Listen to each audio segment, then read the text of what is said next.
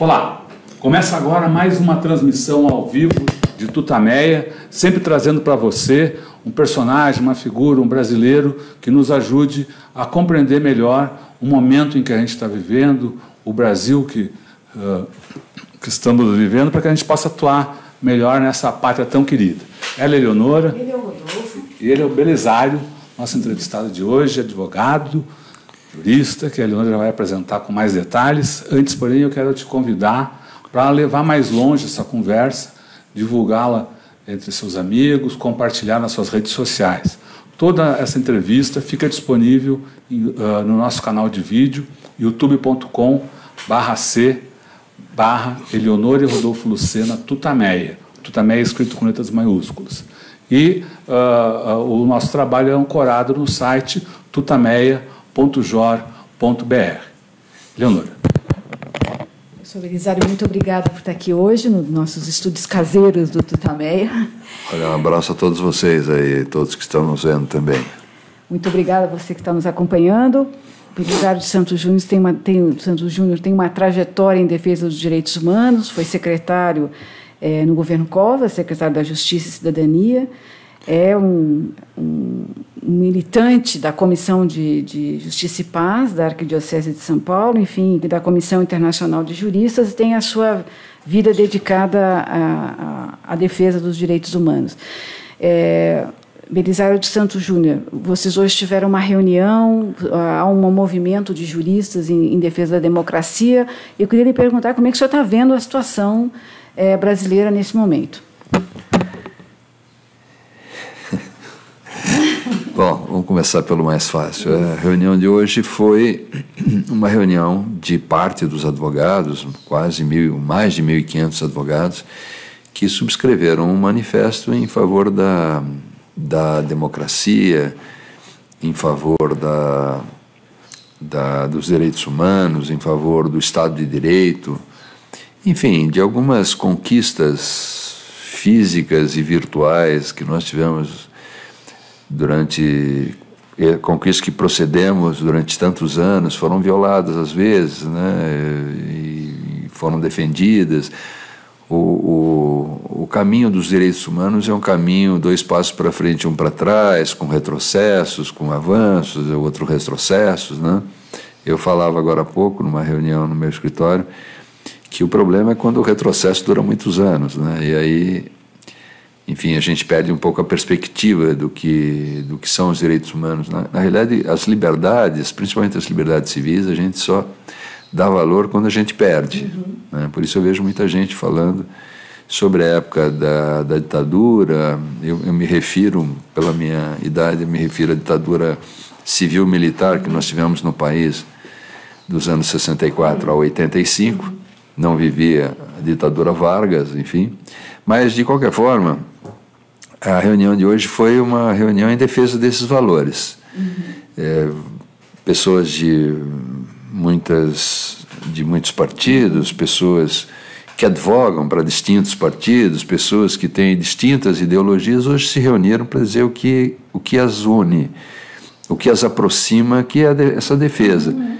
E fizemos essa reunião hoje reconhecendo que, no momento, quem representa essa alternativa é o candidato Haddad, e no qual votamos, independente de reconhecer os problemas que houve no PT. Afinal ele é do PT, né? Ele arca com uma parte vamos dizer, desta carga, que é, vamos dizer, os erros todos cometidos no passado por vários partidos. Eu já me vinculei a partidos que também cometeram muitos erros. E hoje eu sou um indivíduo livre, não me vinculo a partidos, vinculo as minhas ideias. E por isso fui hoje, em meu nome, só no meu nome, e disse lá que a gente tem que criar essa proximidade entre advogados que prezam a democracia, porque seguramente deve haver os que não prezam, criar essa proximidade, divulgar as nossas ideias, estabelecer a nossa cumplicidade, até com olho nas eleições e com outro olho no day after, né? Quer dizer, o que vai acontecer ganhando Haddad, enfim, que avanços podemos ter ganhando outro candidato. o que ele poderá fazer e, pior, o que alguns seguidores dele poderão fazer em nome supostamente das ideias dele. Eu disse na saída do encontro, não tenho nada contra um capitão ser presidente do Brasil, nem contra um general ser presidente do Brasil, e muito menos contra um professor sendo presidente do Brasil, que todos gostaríamos que assim fosse. Nada contra isso, porque, afinal de contas, são cidadãos no uso das suas faculdades. O que eu tenho medo muito é desse discurso do ódio. O discurso do ódio é um discurso que, ao lado de incentivar a intolerância, incentivar, de certa forma, outros tipos de discurso contra a paz, etc., mas ele incentiva não só discursos, ele incentiva ações, né, contra a paz, contra os direitos humanos. Nós estamos vendo um sucessivo desencadear de ações, né? O candidato militar, ele fala, não é minha culpa, mas sim, claro, muito suporte se forma com base num discurso que é um discurso da violência, né?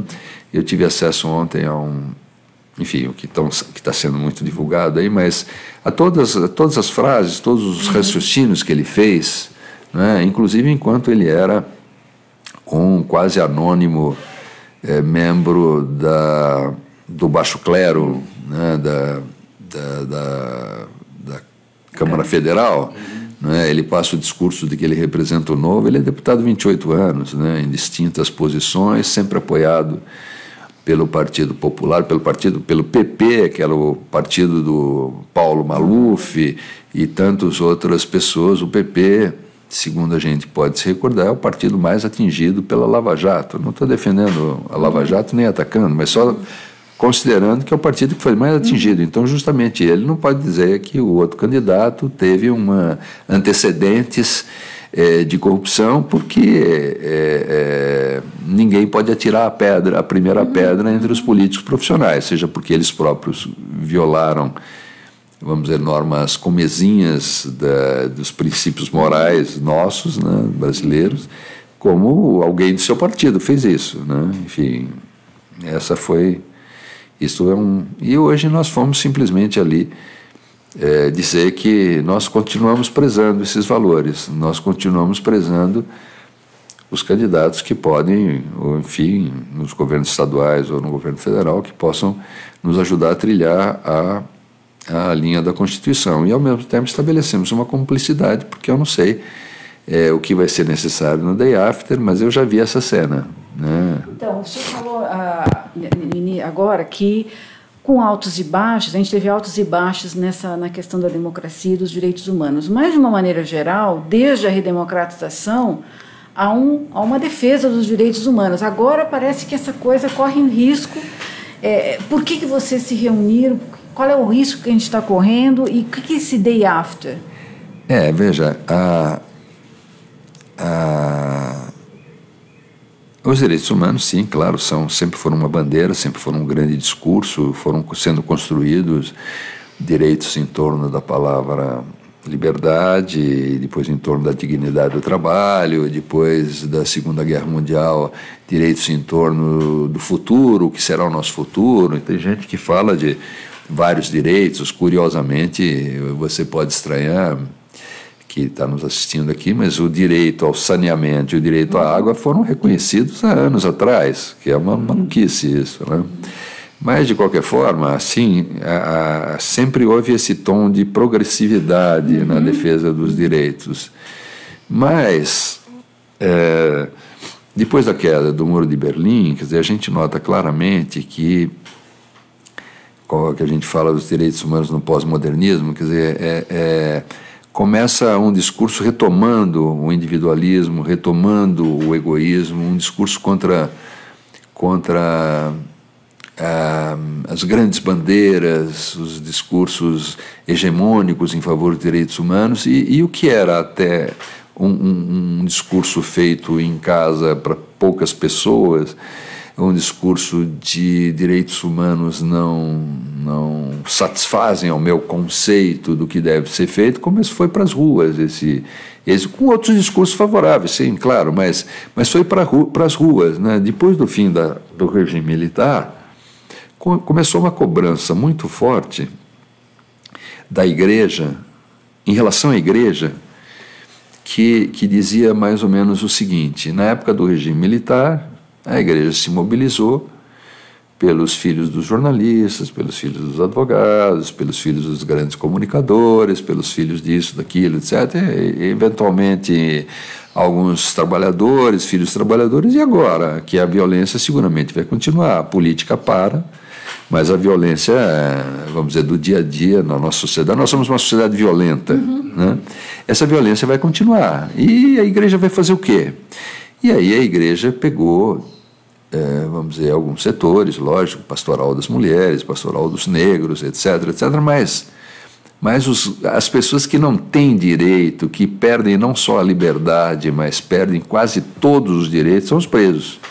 Né, que, claro, não olhem para Curitiba e não olhem para algumas prisões do Rio de Janeiro, onde estão grandes figuras, vamos dizer, do ponto de vista do poder político e econômico. Então, esqueçam isso, né? Mas o dia a dia das prisões brasileiras é um dia a dia complicado, né? Ali não se ressocializa ninguém. A gente manda alguém para a prisão com a ideia de que a pena vai ter um efeito reeducativo, mas não precisa ser uma pessoa dos direitos humanos para entrar numa prisão e ver que aquilo não pode continuar, né? 50 pessoas numa cela, não é só aqui, nós temos uma superpopulação carcerária, nós temos por volta de 600 mil presos, né? Isso vai crescendo, nós já somos o 3º país do mundo em encarceramento. E se alguém pensa que estão presos os grandes bandidos, assassinos, estupradores, etc., não, a grande massa é de presos por questão de drogas, por questão de, enfim, às vezes crimes patrimoniais pequenos, etc., e essas pessoas viram massa de manobra do grande crime organizado, não é?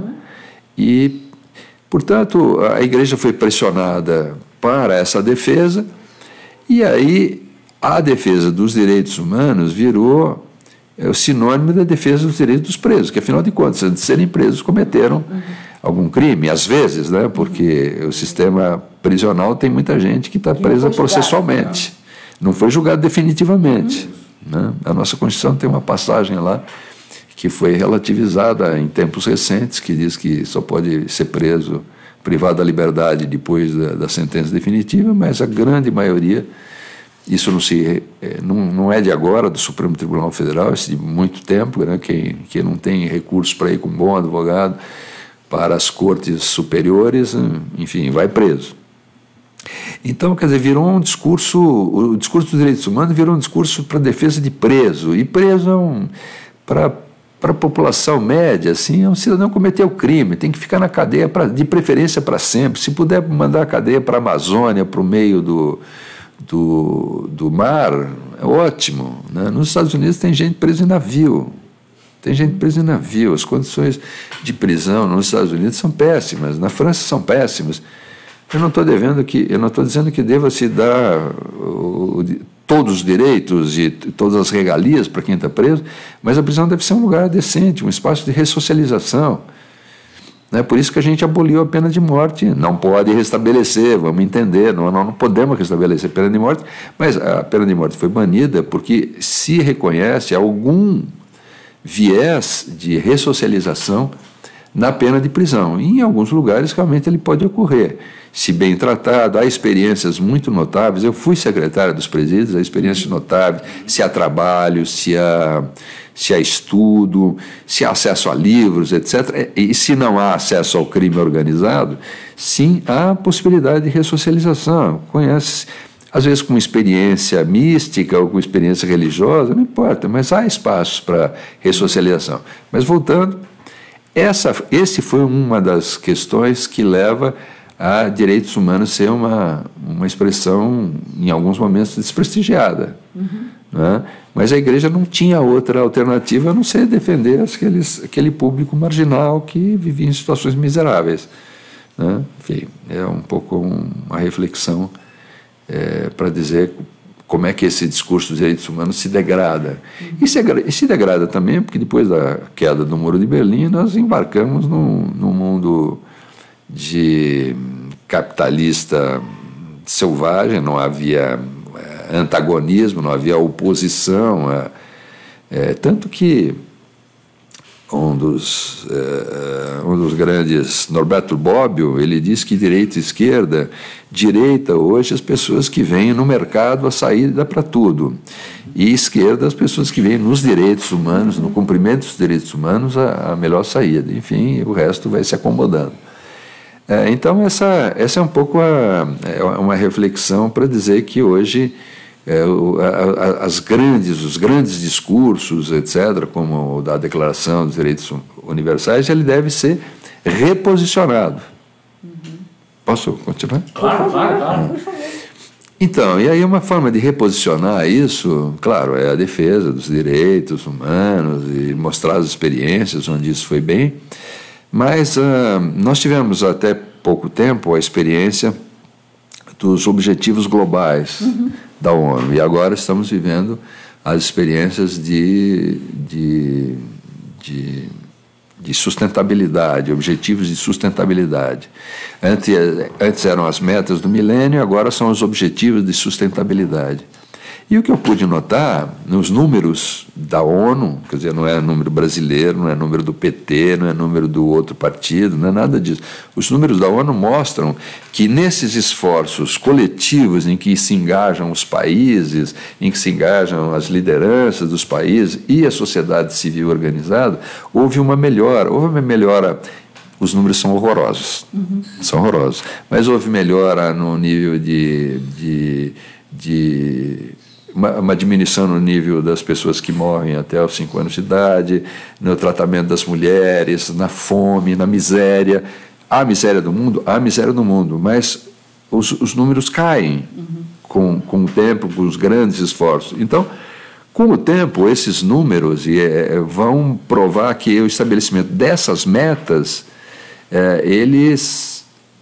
o estabelecimento dessas metas abre um caminho, e talvez seja uma boa proposta, para aumentar o nível de vida das pessoas, porque no fundo é isso que se quer, né? A gente não quer ficar brigando na rua, falou isso, falou aquilo, não, pôs 400 mil máquinas, usou a máquina, corrupção, que mais? Que é a manchete dessa época aqui, é que está havendo abuso de poder econômico, etc. Mas o que a gente quer é subir o nível de vida, aumentar. Essa é a pergunta que devia ser feita para os candidatos do governo. Onde o senhor pretende elevar o nível de saneamento básico, o nível da água, não é? Enfim, essas são as grandes perguntas, né? E a gente faz perguntas políticas, ignora os candidatos, ignora o que eles fizeram, ignora o que eles foram e vota por aposta. Tem umas coisas que pegam nos candidatos, num e no outro, e você pergunta na rua, por que você está votando nisso? E você não responde coisas que você não acredita. Eu tive um jornalista que fez uma pesquisa com poucas pessoas, mas ele foi a fundo, ele pegou pessoas realmente pobres, que vivem de trabalhar na casa das suas patroas, né? Vamos usar a linguagem aí, e ele foi levando as perguntas, foi perguntando por que vota aqui, por que vota ali, etc. E a grande coisa é a seguinte: você vê mães de meninos negros de 16 a 25 anos votando no candidato que diz que deve haver o rearmamento, esquecendo que, pelas estatísticas, o filho delas é o próximo candidato a não passar dos 25 anos. Enfim, quer dizer, então é um pouco o produto. Nós não temos 60% no Brasil de pessoas fascistas, não temos. Então as pessoas falam assim, não, nesse candidato eu não voto porque o discurso dele é um horror. O discurso misógino, machista, desrespeitoso com as mulheres, os negros, etc. A gente nunca teve um candidato que falasse nesses termos, né? Que Nunca, verbalizasse nunca. essa coisa. Mas nesse eu não voto. Mas eu não voto neste porque esse, inobstante ele poder ser um bom educador, ter sido uma pessoa, foi um ministro muito razoável, uma pessoa muito educada, tem boas ideias e bons propósitos, mas ele faz parte de um partido que não foi a maior vítima, vamos chamar assim, vítima da Lava Jato, mas que foi o PP, que é o partido do candidato militar, mas é o partido que talvez tenha simbolizado o fim do sonho, né? Mais do que necessariamente corrompeu-se ou não, etc. Mas ele representou o fim de um sonho, né? Um ciclo econômico bom, um ciclo econômico mau, e enfim, nós estamos numa situação dessas aí, quem é o culpado? Nós temos sempre a vontade de achar o culpado fora, né? Na véspera de uma eleição é um problema, porque você é o grande culpado, né?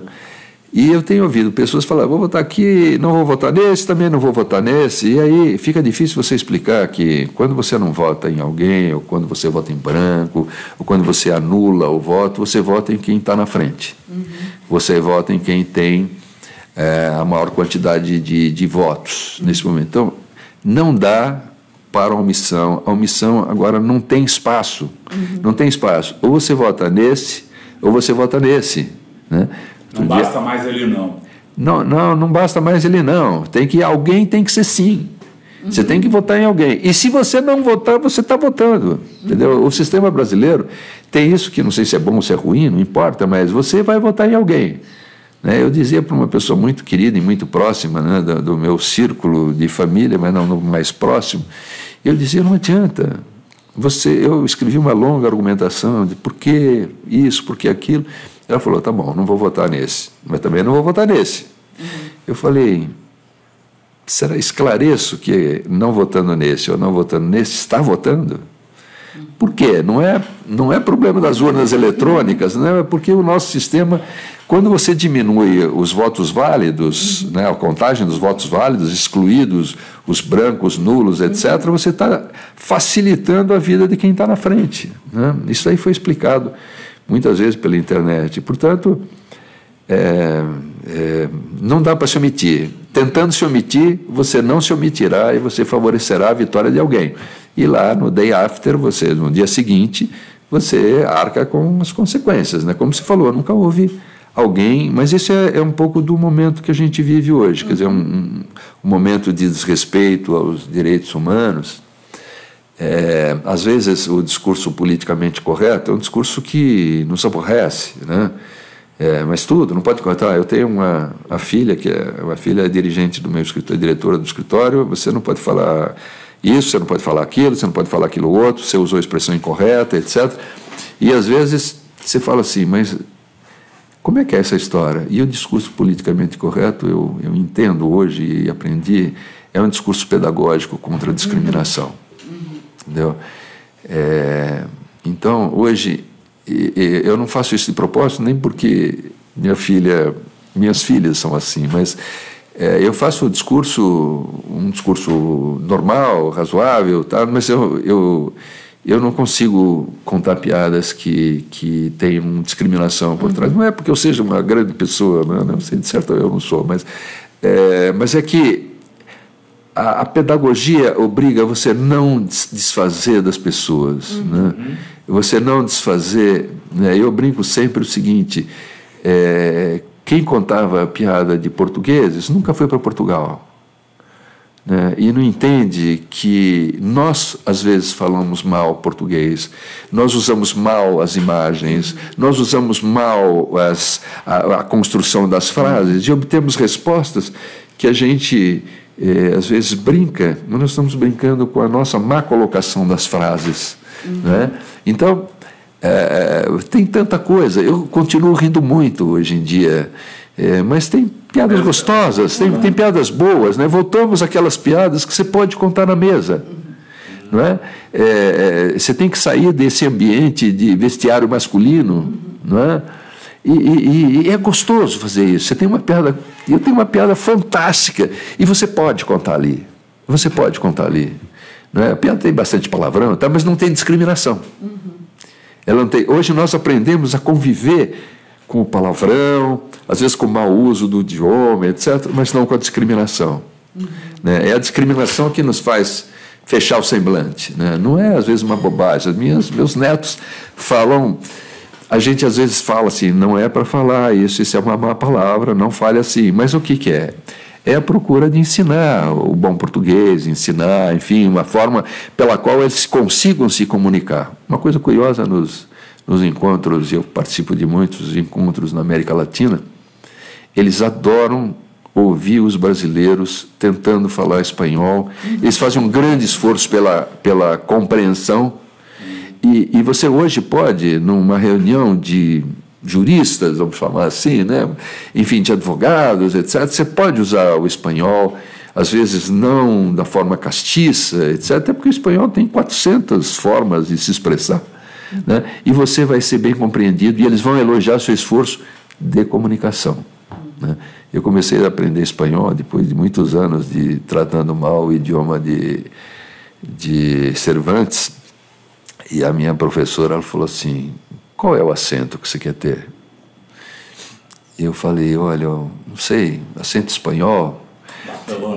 Barcelona, né? Mas eu falei assim, mas não, acento espanhol, eu tenho muitos amigos espanhóis, queridíssimos, eu precisei aprender a conviver com eles, porque eles usam muito o imperativo. Hágalo! E aí você fala, não, peraí, não é bem assim, vamos negociar isso daí, né? Mas, porque tem o acento argentino, tem o acento uruguaio, tem uma língua melhor assim, mas tudo é matéria de comunicação. Então, hoje, a má comunicação, ela não se faz porque você não fala bem a língua, não fala bem a outra língua, se faz porque você usa a discriminação. E com a discriminação não tem idioma de Cervantes, idioma de Camões, idioma de João Guimarães Rosa, não tem conversa.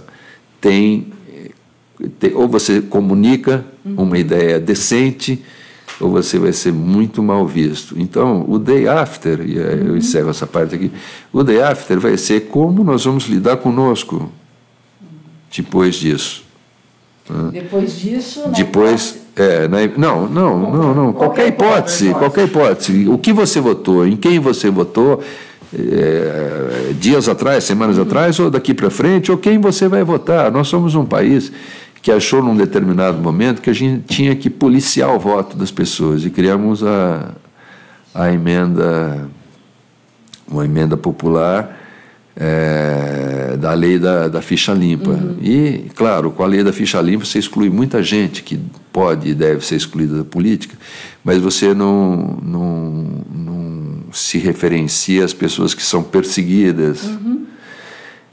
Perseguidas, às vezes, numa pequena região em que a sentença de um juiz é prestigiada no tribunal e você vai consegui-la reformar no Superior Tribunal de Justiça, mas aí já era, ele não pode mais ser candidato. Ah, mas eu vou reformar isso no Supremo. Já era. Já era. Eu tive um caso recente de liberdade religiosa, um caso que como é que eles falam? Eles têm uma expressão em inglês fantástica, leading case, quer dizer, é quando se apresenta o caso em que eles vão decidir pela primeira vez. Então, liberdade religiosa tinha um parâmetro que era o parâmetro da liberdade de criação, que era o caso Elvanger, um caso do Sul, que era um cidadão que deliberou que a liberdade de expressão dele era escrever livros em favor do nazismo, negando o Holocausto, etc, etc. E aí, uma editora lá, né? Dono de uma editora. E o Elvanger foi considerado 7-3, que aquilo não era liberdade de expressão. Quer dizer, a ideia matriz dele, a ideia mãe dele, era uma ideia que ainda hoje, não sei durante quanto tempo, ainda é de ser combatida.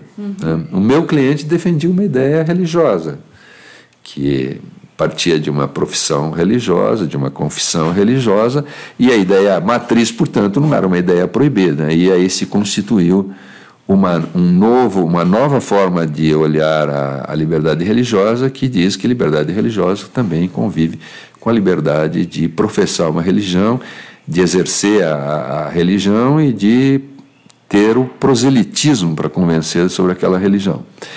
Então, o discurso de ódio, ele veicula, vamos dizer, às vezes, um discurso de ódio e diz: vamos matar, vamos eliminar um determinado grupo de pessoas. Aí não é a afirmação de uma ideia, nem a afirmação de aquela ideia melhor que a outra, aí já é a negação do outro. Aí já é a negação da alteridade, e o discurso do ódio é combatido num país em que a liberdade de expressão era... os grandes autores do discurso do ódio estão nos Estados Unidos. E aí, liberdade de expressão total, mas não o discurso do ódio. Né? O discurso que pretende a eliminação do outro, aí não dá. E o que nós estamos vendo aqui, voltando para a tua questão, é o discurso da eliminação do outro, da eliminação dos gays, morte aos pretos. Isso está todo o vestiário. Está começando a ter essas coisas, morte aos pretos, morte aos gays, morte às mulheres não chegou ainda, mas... Só parece que esse discurso atinge essa população, mas o discurso do ódio, na verdade, ele se espalha pela sociedade e atinge até o povo das elites. O senhor mesmo tem uma história que podia contar aí para a gente, uma colega sua que foi... vítima de violência, eu estava falando das mulheres. E ela foi vítima de violência, mas, vamos dizer, ela foi vítima de uma violência que ficou no terreno das ofensas, sim, mas cometida com o pretexto de que, olha, essa recusa sua a conversar comigo, a ceder ao meu assédio, vai ficar para trás. Não, um ponto de ônibus ela é, vamos dizer, assediado, um assédio idiota, barato, se é que algum assédio pode ser bom, né? Nenhum, né? Ela disse não, saiu de perto e o cidadão começou a gritar com ela, já valendo-se da sua condição de eleitor do Bolsonaro. O Bolsonaro não tem nada a ver com isso, obviamente, ele não sabe quem é esse cara, possivelmente repudiará, até como ele tem feito recentemente, mas o fato que tudo isso é criado pelo discurso de que vai chegar um momento que não que nós vamos ganhar a eleição, mas nós vamos eliminar um grupo de pessoas ou de ideias, seja prendendo-as, né? Teve não sei que gradação de militar, o cidadão apresentou, eu acho que até general, ele apresentou uma proposta, ele foi eleito recentemente, não sei para quê, ele foi eleito recentemente para deputado, ele já apresentou uma emenda dizendo que ele quer que prendam os ministros do Supremo. Ministro do Supremo. Então, quer dizer, volta naquela história, a lei da ficha limpa, a gente achou que a lei da ficha limpa era sempre para tirar os maus, mas isso, quer dizer, a gente achou que com uma lei a gente resolvia quando é uma coisa de educação popular, acesso à informação. Quer dizer, quem é candidato? Eu represento o Novo, o cara pálido, quem é você? Onde você andou nos últimos 28 anos? O que você fez? E aí quando você faz o histórico das ofensas e das coisas ditas, né? Não acredito que ele tenha batido em alguém, dizem que bateu na mulher, mas ela não aceita isso, mas tudo bem, que não tenha. Mas o discurso incentiva as ações de ódio. E aí não tem controle sobre isso. Ele próprio foi vítima de uma delas. Bom, eu queria voltar aí à reunião de hoje. A gente acompanhou trechos da reunião, teve um momento em que todo mundo se levantou em homenagem à procuradora Kenária Bojikhan. Não, ela é a juíza. Juíza. É a desembargadora do Tribunal de Justiça. Isso. Por que houve essa manifestação tão emotiva e emocionante? A doutora Kenária, que é uma mulher que fala o que ela entende, ela usa a liberdade de expressão dela, e ela usa também o convencimento dela assim, sobre a lei, sobre a Constituição, e faz coisas que no mundo do direito se esperam e se justificam, mas elas foram ficando emperradas, né? Então, ela concede liminar em habeas corpus, E muitos juízes se convenceram de que não dá para dar liminar em habeas corpus. Como é que você vai soltar uma pessoa? Primeiro vamos ver. Então, o que sustenta o discurso dela é que a liberdade é a regra e a prisão é a exceção. Certo. Mas a liberdade foi sendo aos poucos, muito pouco, sutilmente convertida na exceção e a prisão é a regra. Então, na dúvida, a gente prende. Mas por que mesmo que nós prendemos? Prende preventivamente por 2 anos alguém. Quando o aparato, às vezes, não tem condições de julgar em 2 anos uma pessoa. Imagina uma pessoa presa durante 2 anos. É um escândalo internacional. Quando eu advogava no comecinho da minha advocacia, tinha 80 dias para essa prisão durar. Depois ela... Nunca houve prisão indefinida. Outro dia eu vi um jornalista falando assim, não, mas é prisão preventiva, então pode ficar o tempo que quiser. Não existe isso.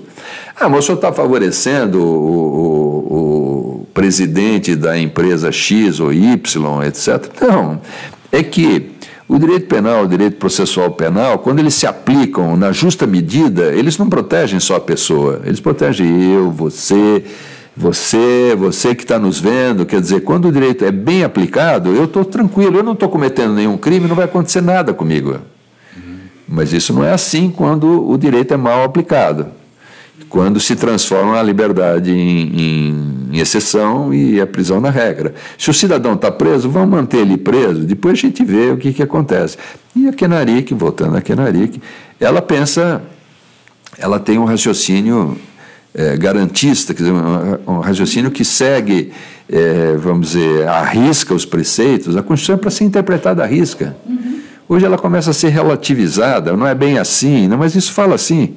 Não, mas não é bem assim. Justa a Constituição, cuja redação é feita para que a mulher do povo, o homem do povo, leia e entenda.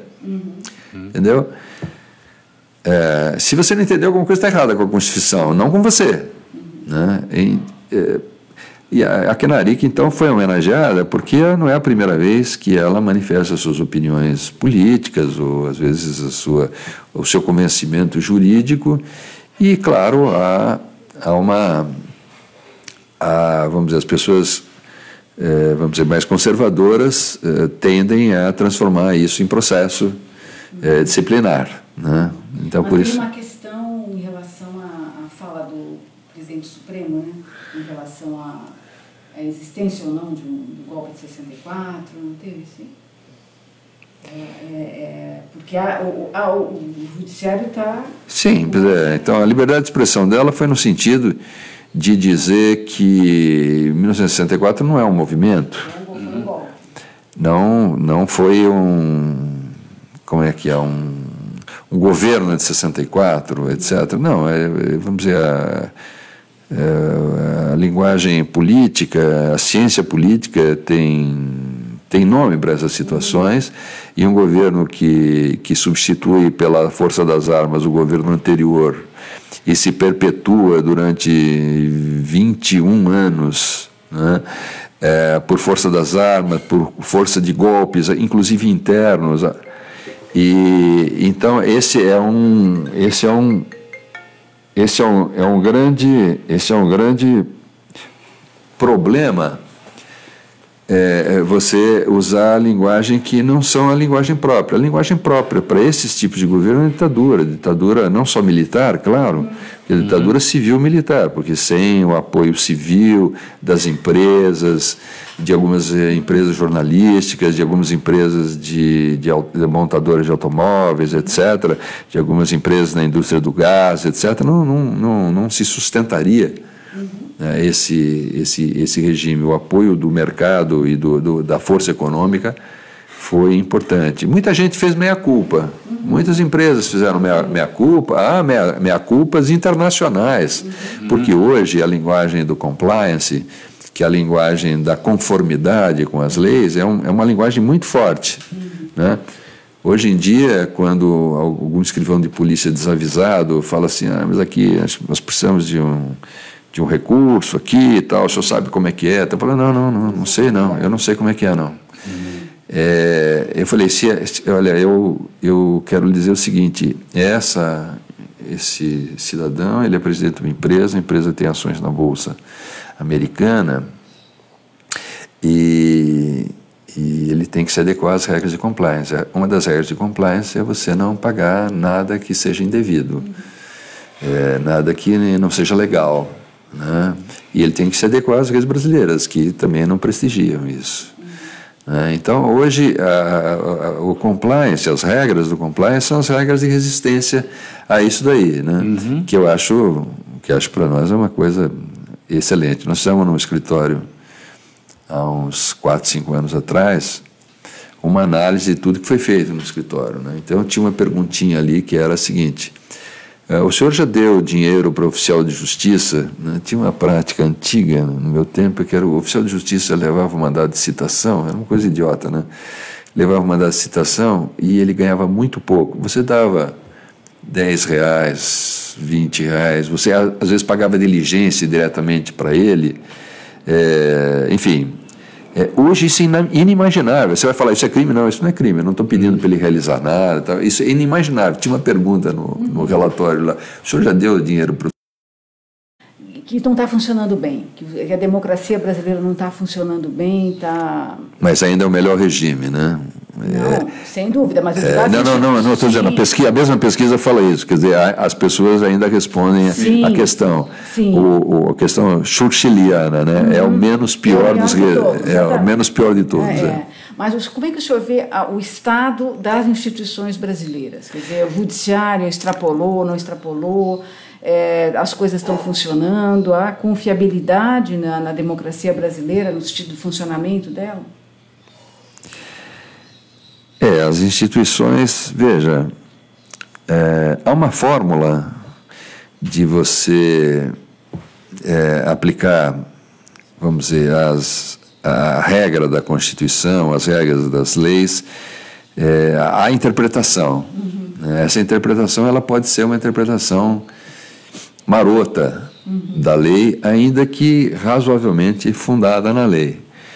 Quer dizer, por exemplo, como é que se impede um presidente no Brasil? Né? Um presidente no Brasil ele precisa praticar um crime, na realidade é um crime de natureza, uma conduta de natureza política que será considerado para efeitos do impedimento. Né?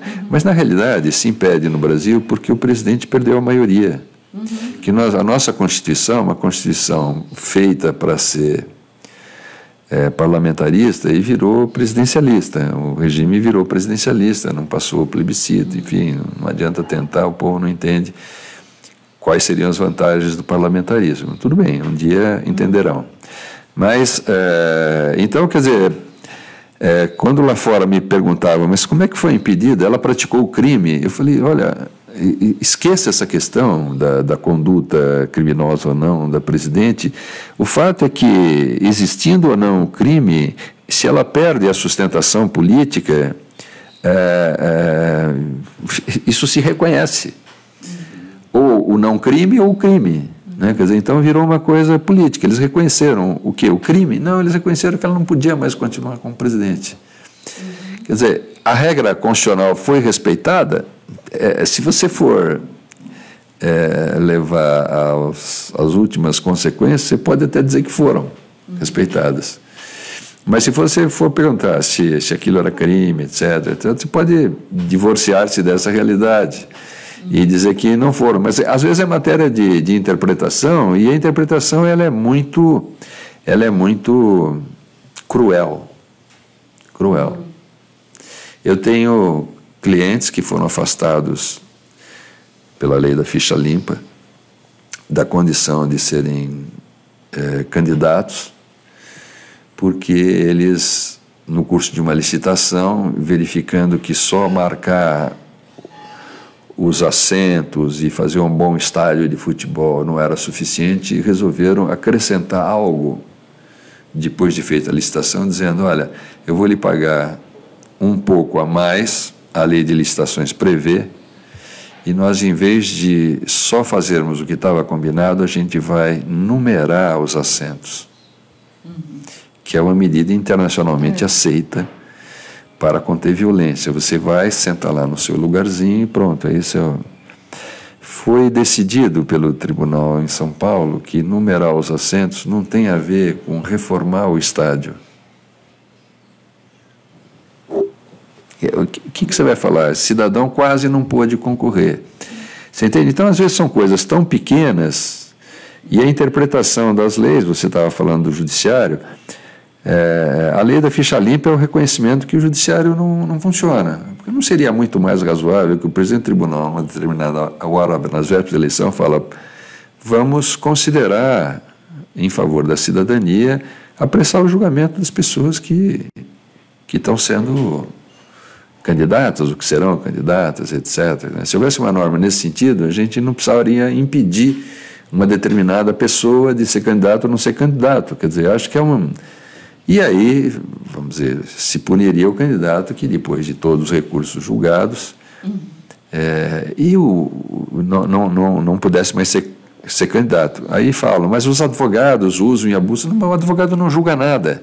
O advogado apresenta o recurso. O juiz tem que dizer: não aceito. Pronto, não aceito o recurso. Siga-se. O processo do nosso ex-presidente, o presidente Lula, foi tão rápido. Pelo menos até uma certa fase, ele foi tão rápido. Quer dizer, ou seja, a justiça pode ser rápida. A justiça pode ser rápida, às vezes é rápida para liminares, etc., mas tem uma liminar no Supremo Tribunal Federal, que é a liminar que assegura o direito ao auxílio, como chama esse auxílio? Auxílio casa própria para os magistrados, o auxílio, enfim, moradia.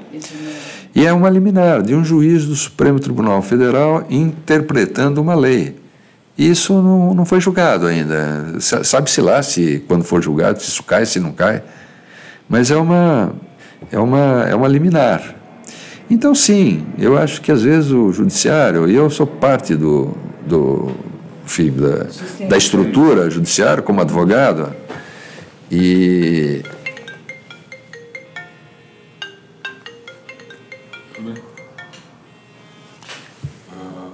Tá ao vivo. Está ao vivo, se eu quiser conversar. Posso? Claro, à vontade. Oi, querida. Oi. Sim. Tá bom. Só um segundinho aqui. A gente está conversando agora, temos uma interrupção na entrevista aqui com o advogado Belisário dos Santos Júnior, que participou hoje de um evento chamado Juristas pela Democracia, em que teve a participação de mais de 1.500 advogados e que lançaram um manifesto em defesa da democracia, não só condenando a violência e o linguajar do candidato Bolsonaro, mas manifestando o seu apoio à candidatura de Fernando Haddad. Fernando Haddad participou do evento, a mesa... Participaram, estavam lá alguns dos juristas mais reconhecidos aqui no Brasil, ex-ministros, ex-ministros, ex-secretários, tanto na área de direitos humanos quanto na área da justiça. E o Dr. Belisário, que também tem na sua trajetória aí um longo currículo de defesa dos direitos humanos, é membro da Comissão de Justiça e Paz, estava nos contando um pouco sobre como foi o encontro e também fazendo as suas avaliações da situação que o Brasil vive, da situação do direito. Não sei se tu queria acrescentar. Eu acho que a gente está debatendo aqui a qualidade das instituições do Brasil. Ele estava falando um pouco sobre a questão da ficha limpa, falando das dúvidas que se tem sobre o andar da carruagem do ponto de vista do direito, e eu acho que e há um receio muito grande, se por acaso houver uma vitória de Bolsonaro, sobre ele falou também do discurso do Bolsonaro, do discurso de ódio, que eu acho que é um dos temas importantes desse momento que a gente está vivendo. Fez uma frase que é muito significativa aí, para todos, para os humanistas, né? Que é bem claro. O discurso do ódio é a negação do outro. Quer dizer, o outro pode ser eliminado, pode ser, se ele não tiver se discordar do que você diga, seja lá o que for, ele pode ser eliminado. Eliminação. Né? Então, nega ao outro a existência. Né? E está falando também um pouco sobre a história dos direitos humanos, né? De como é que fomos evoluindo, né? No combate à ditadura, depois como a Comissão de Justiça e Paz e todo o trabalho dos advogados que defendem os direitos humanos, como isso também migrou para a defesa da população carcerária, que vive em condições péssimas, né? Hoje a gente sabe que isso é um problema enorme no Brasil, quer dizer, a gente está numa situação totalmente fora, né, da civilidade dos direitos humanos. Então, acho que esse é o recado que ele está passando aqui para a gente sobre a necessidade de defesa dos direitos humanos, que agora se colocam como uma prioridade no Brasil nessa eleição, né, que está muito disputada, em que tem um candidato que despreza os direitos humanos, agride os direitos humanos a todo momento. E aí eu acho que é isso que a gente precisa defender nesse momento. Ainda nessa questão aí de presídios, que é uma das áreas em que ele atua, tem grande conhecimento, ele falou que essa situação, a situação que o Brasil vive hoje, é o oposto do que deveria ser feito, né? Porque longe de conseguir a readaptação das pessoas, consegue apenas, sei lá, fornecer mais soldados para o crime. E isso, apesar de que existem experiências que demonstram a eficácia de outras formas de tratamento de preso. De novo, ele é um advogado, o preso tem que ser preso, tem que ser punido. Mas isso não significa deixá-lo em condições abjetas, significa deixá-lo preso, detido, punido, mas também procurar lhe dar condições de se adaptar à sociedade, de ser um cidadão útil, né? Um cidadão como falou da ressocialização, que é importante, que é possível, né? Quer dizer, não aquela coisa que se fala, o preso está condenado para cumprir a sua pena e é isso, ele não está condenado a ter humilhações e uma série de outras desumanidades que acontecem nas cadeias. Né? São esses alguns dos assuntos que a gente está tratando da situação das eleições e da posição aí dos juristas e dos advogados frente a esse momento que o Brasil está passando, né? E eles conclamam a sua própria comunidade a se manifestar, né? Um abraço, presidente. E agora ele está voltando aqui. Olá. Nós estávamos voltando a falar aqui 15 minutos. Voltando a falar aqui da reunião de hoje, que os juristas se manifestam em defesa da democracia e conclamam os seus pares também a participar disso, a participar desse momento, a agir, a atuar. Sim, claro. Em defesa da democracia. Você está em jogo nesse momento? Essa é uma boa pergunta. Eu fiz um artigo, eu sou membro da Comissão Internacional Juristas, vocês disseram, eu fiz um artigo sobre a morte da Marielle. Sim. E ali eu dizia que o Estado de Direito estava em risco. Por quê? Porque, enfim, a ordem pública no Brasil está ameaçadas pelo crime organizado, né, ordens ditadas de dentro dos presídios, mas mais do que isso, ela está ameaçada por tantos advogados, juízes, inclusive um juiz do Supremo Tribunal Federal, agora uma juíza do Tribunal Superior Eleitoral, ameaçados. Advogados mortos, jornalistas mortos, a necessidade de uma força interventiva no Rio de Janeiro, decidida por motivos de ordem principalmente política. Claro, o Rio de Janeiro precisa, não sei se precisa, não vou discutir isso aqui, mas digo, quer dizer, primordialmente ela foi decidida por uma motivação de ordem política. As operações anteriores é uma expressão aí que me foge agora, de garantia da lei e da ordem, elas eram suficientes para fazer a mesma coisa que está sendo feito hoje. Não sei se bom ou se ruim, mas nós temos um homicídio que há meses não é elucidado, um homicídio numa linha enfim, de ruas que tem câmaras e etc. Não é? Quer dizer, nós estamos nos perguntando hoje como é que matam um jornalista dentro de uma embaixada. E se tem a prova de que ele entrou e eles dizem que ele saiu, cadê a câmera dizendo que ele saiu, mostrando? Mas a morte da Marielle não é tão longe disso daí.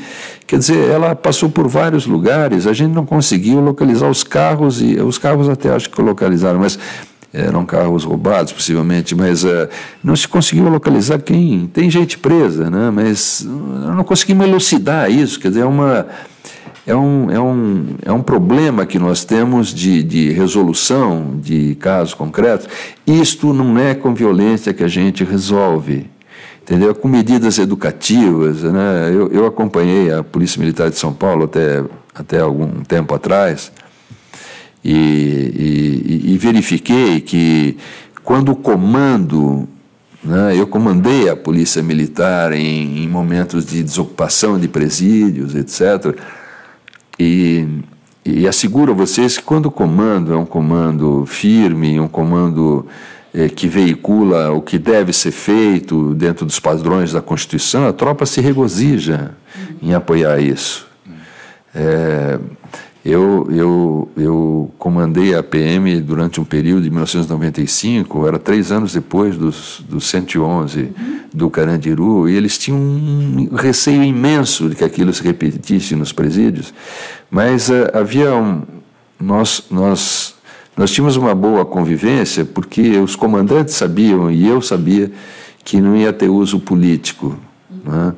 Numa das vezes, um comandante falou: o senhor quer se dirigir à tropa na iminência de entrar num presídio, armas de fogo, etc. Eu falei, não, confio que os comandantes disseram o que precisava ser dito e não vou meter. Ou seja, em outros momentos alguém podia ter um discurso diferente disso. Se um discurso é feito nessa hora,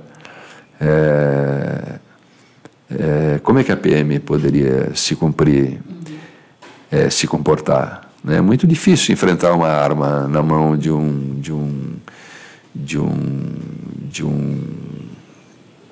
cidadão que está preso, às vezes de um bandido nas ruas, vamos falar assim. Como é que a PM se comporta nisso, né? É muito difícil. Né? Nós pagamos uma parte da nossa população para nos garantir a segurança, mas são eles que têm que enfrentar. E eles só podem usar, tem padrões para fazer isso, tem paradigmas, né? Por exemplo, a Polícia Militar de São Paulo, eu sei bastante bem, a Polícia Militar de São Paulo tem uma série de protocolos, né? O que você faz numa situação, você usa o revólver, em que situações se usa o revólver, quando pode atirar, quando não pode atirar quando quiser, eles sabem disso, e se tem um bom comando, isto vai bem. Né? Quantas oficiais coronéis, né, que é o grau máximo da Polícia Militar, eu vi apresentar tese de direitos humanos, tese de controle de motins. Entendeu? Eu tenho sempre eu conheço bastante bem a tropa, e falaram assim: chegou o choque. Então, chegou o choque, se é uma boa tropa, é a garantia de que não vai acontecer nada.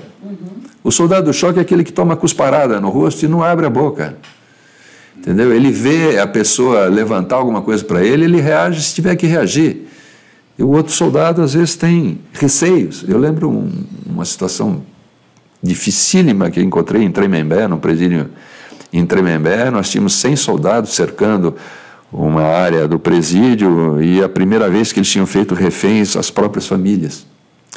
E um assessor meu disse que fiquem sossegados, essa tropa não está armada, né? Os revólveres estão desmuniciados, fiquem sossegados. Só que ele falou isso para todo mundo, né? Como se eu estivesse falando com vocês e todo mundo ouvindo. E eu tive que trocar os 100 soldados por 20 soldados do COI. Muito mais seguro. Os 20 soldados do COI sabiam exatamente o que fazer. Não iam reagir quando não precisasse reagir, porque à época, pelo menos eu conhecia, era um bom comando. Entendeu? Então, isso é uma garantia. A Polícia Militar é uma garantia. Quando trabalha bem, é uma garantia.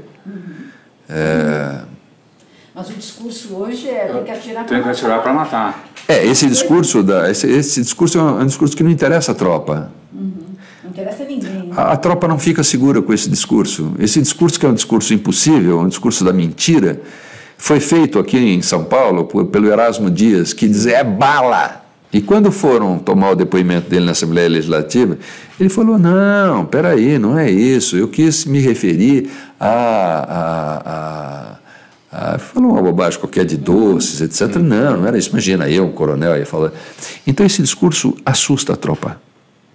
A tropa pode bater palma, etc., mas no fundo, no fim e ao cabo, o comandante que ignora que não pode matar de graça, não é um bom comandante.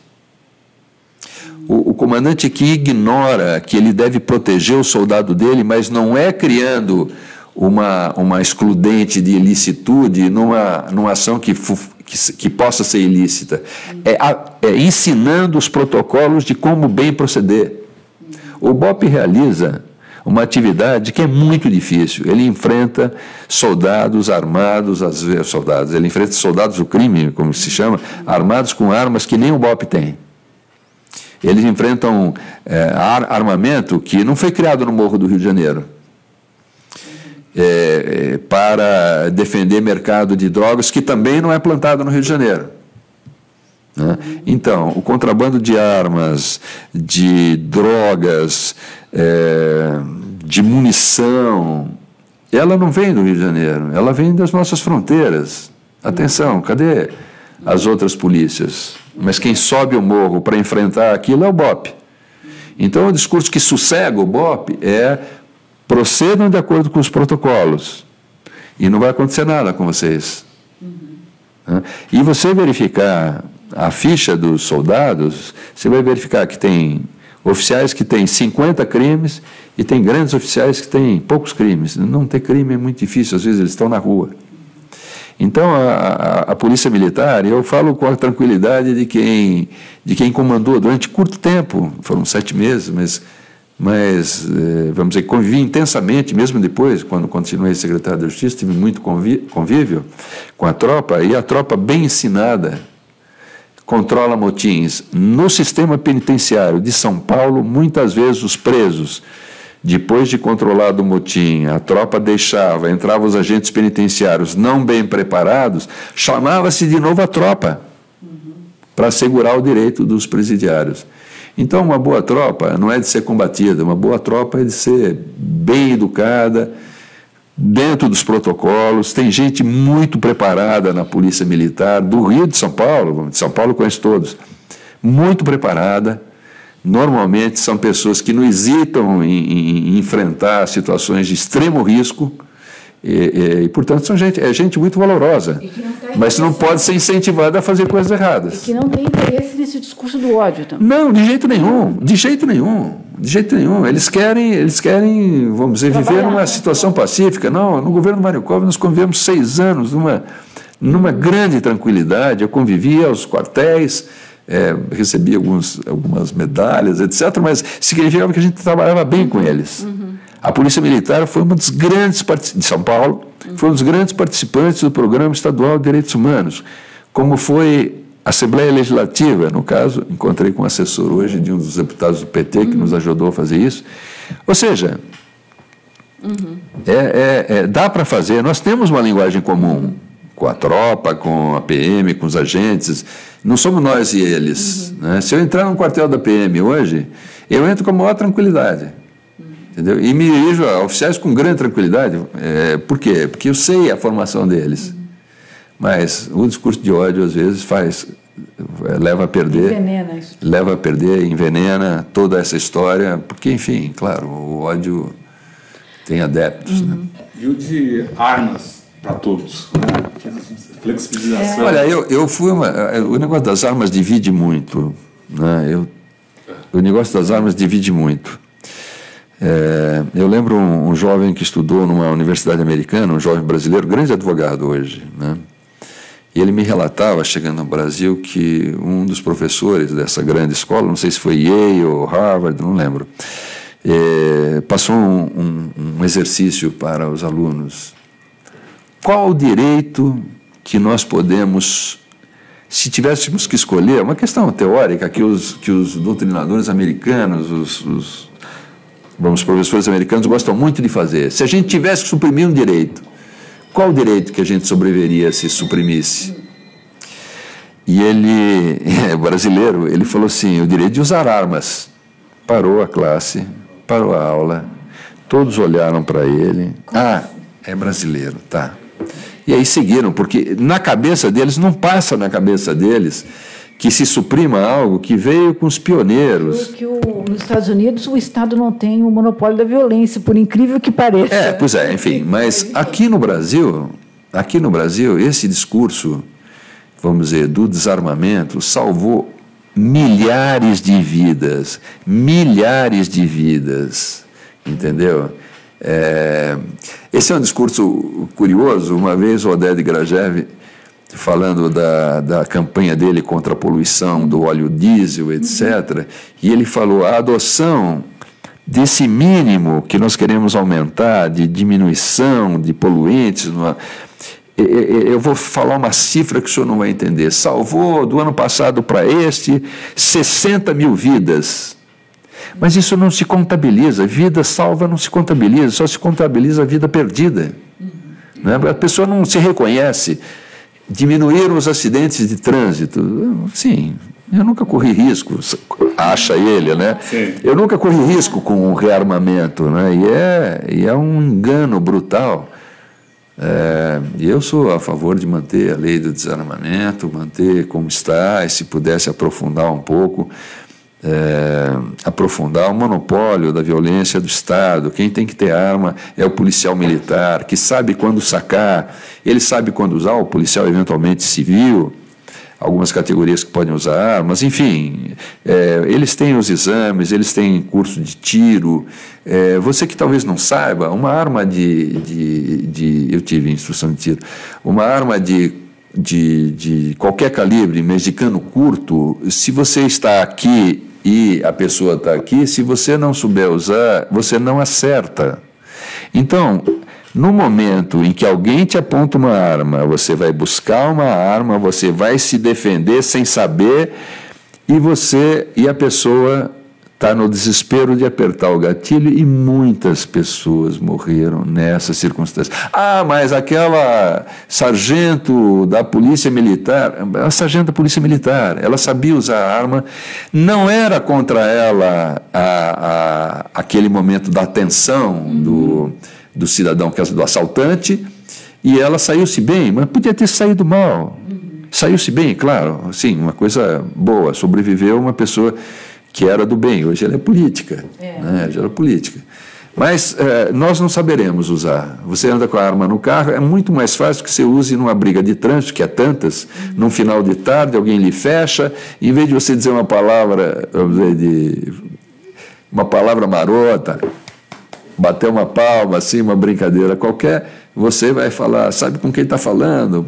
Aí puxa uma arma tal, e aí é o desespero. Uma família que fica sem o chefe, ou alguém que fica sem o filho, ninguém gosta de levar desaforo para casa, e as pessoas às vezes não estão com a arma ali, vão buscar a arma em casa e voltam.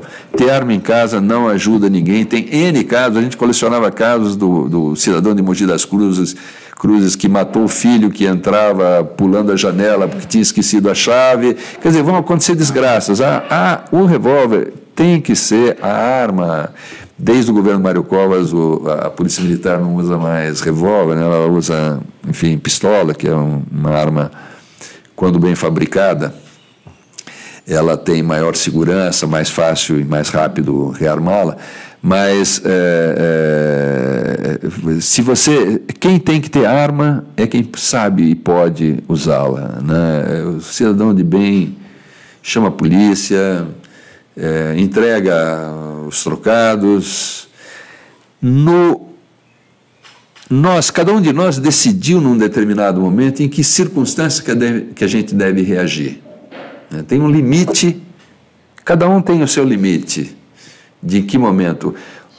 Se o assaltante ou alguém exigir tal coisa, que não é nunca um bem material, né? Mas se não, gente, não é por aí. Né?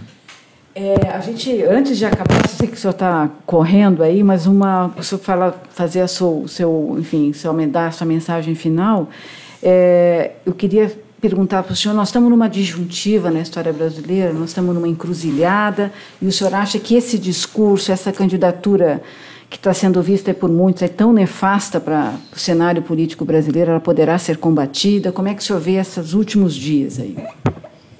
E a sua mensagem, enfim. Enfim, eu acho que essa candidatura começou como se fosse uma brincadeira.